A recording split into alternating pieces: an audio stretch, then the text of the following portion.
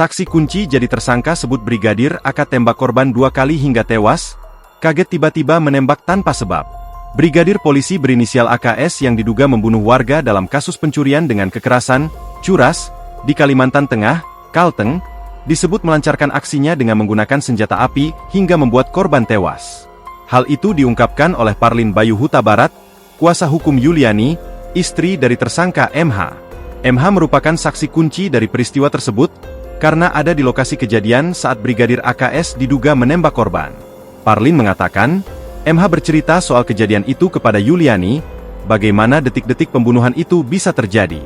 Ceritanya itu, Pak MH ini sopir yang sedang membawa mobil bersama si oknum anggota polisi tadi. Lalu oknum anggota tadi membawa orang dari pinggir jalan di Jalan Trans Kalimantan untuk semobil dengan mereka. Tiba-tiba, oknum anggota tadi melakukan penembakan ke penumpang tadi.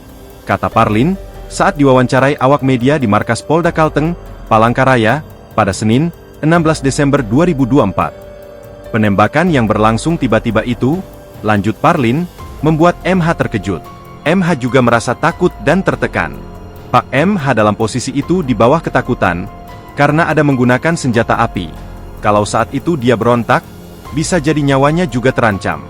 Keadaan itu membuat dia tertekan, karena oknum anggota polisi itu membawa senjata api, ujar Parlin. MH hanya seorang sopir mobil, dan tidak pernah menyangka pembunuhan itu bisa terjadi langsung di depan matanya. Menurut cerita MH ke istri, pelaku menembak korban 2 kali. Tak hanya itu, MH juga sempat dipukul oleh Brigadir AKS karena kaget dengan peristiwa pembunuhan itu. Pak MH kaget kenapa Brigadir AKS tiba-tiba menembak tanpa ada sebab, ujar dia. Parlin menegaskan, pihaknya akan membongkar kasus ini.